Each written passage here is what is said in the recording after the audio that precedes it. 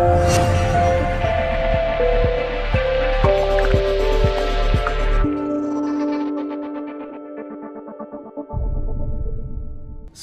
there are 4 teams on 6 points. TNS has the best goal difference. Does that give us a psychological advantage, do you feel, going into games like this?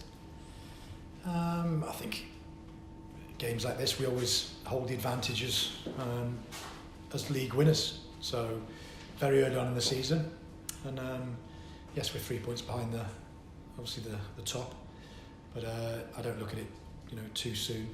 We're still only in August, so at this point in time I don't see it as a big issue whether we're 3 points off, 1 point off or whatever, because as soon as we build momentum we'll be back to top of the league. Like the new Saints, Caernarfon Town have had a good start as well. 2 wins out of 3 games. I guess that's an important factor for them as well. They'll go into this game with confidence. Yeah, when you come up from the league below, you want to start well, and certainly 6 points from available 9 is very good. You look at the other night, they were 2-0 up and they lost 4-2. So they've played a game in midweek as well. Is that gonna tell on them? I'm not sure, but a good side with a manager that knows the club and what have you, and an experienced coach. It's one we're looking forward to. And they're expecting a good crowd. It'll be a hostile crowd. Yeah. I guess those are the sort of games that we want in the JD Welsh Premier League. Yeah, we've been up there in the Welsh Cup over the last few years, and the crowd's fantastic. They certainly come out in the numbers.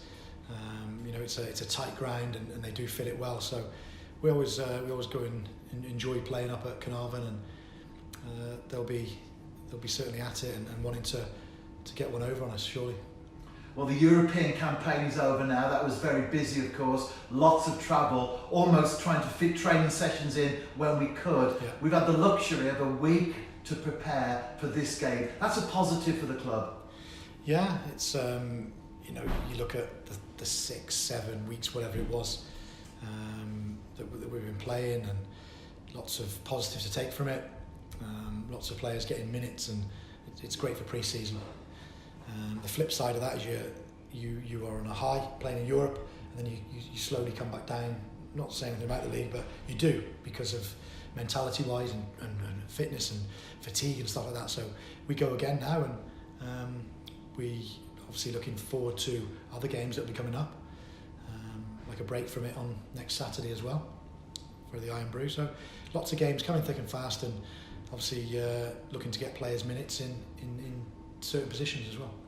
And Caernarfon, of course, one of the sides that still play on grass. Yeah. How important a factor is that in the preparation for the new Saints going into tomorrow's game? Yeah, we know all about the grass pitches. Obviously, Caernarfon, I hope it's in good in state at the moment, and all I would say is that the grass has been cut, to a reasonable level, because teams tend to sort of keep it a bit longer for us. But listen, whatever the opposition do, we've got to combat that. If they want to go man for man, if they want to stifle us, if they want to put men behind the ball, we have to come up with answers. I'm not a coach or a manager that whinges about the opposition, because you have to beat them. You have to be better than them on the day, and the best team on that night will win the game. And going into the game, we seem to have had a settled side in recent weeks. Yeah. Are there likely to be changes for this particular match? At the moment, you've got a bit of momentum as well. When you win games, it's not just so easy to chop and change, because players are playing and want to play and did well last week. So it would be probably unfair to take people out just for the sake of it. So we're in a position where I've just said that we've got a few different games coming up to compete in, and lads will get minutes in that. And I always like to use the subs every game. I always like to, if the game's done like it was last week after 60, change it up, bring somebody on to give them half an hour. It's important for the other boys that are on the bench to come in and to keep the fitness. So we tend to do that as much as possible.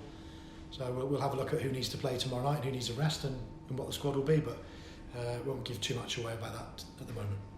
And finally, obviously a very important factor in terms of the squad, the injury situation. What's that like at this moment in time? Yeah, Kane's coming back to training.